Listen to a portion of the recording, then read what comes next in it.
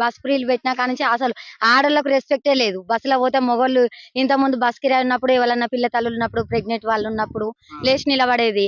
ఇప్పుడు అది కూడా లేదు. మీరేమన్నా ఛార్జ్ పెడతాలా, మేము నిలబడేంది మీరు కూర్చుండేంది అని ఎవరు అసలు లేతలేరు. వాళ్ళు మొగోళ్ళే సీట్లు తీసుకుంటారు. లొల్లులు బాగా అవుతాను ఏటన్నా ఊరికి పోవాలన్నా కూడా. అయినా మేము ఇట్లా పనికి పోయేటోళ్ళం అసలు మేము ఊళ్ళ పంటికి పోం కదా.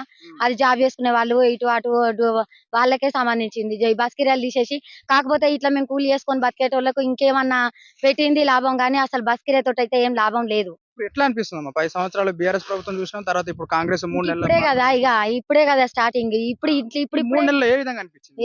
ఏం విధంగా అసలు రైతు బంధు వాళ్ళు మాకు వాళ్ళేదని కొందరు అంటారు. ఈ పిండి రైతు బంధు రాలేదని కొందరు అంటారు, వచ్చిల్లని కొందరు అంటారు. కరెంట్ బిల్లులు కూడా ఇంకా అందరికి ఏం పడలే. కొందరికి 0 బిల్లులు పడ్డాయి, కొందరికి పడలేదు. ఇంకా అసలు గ్యాస్ 500కే చేస్తాను చెప్పి 500 కానీ చేస్తానని ఏడేసిండు. అసలుకే వేయలే. ఇప్పుడు మళ్ళీ 900 అయితే 400 అకౌంట్ అన్నట్టు 500 సిలిండర్ అట. అదేమి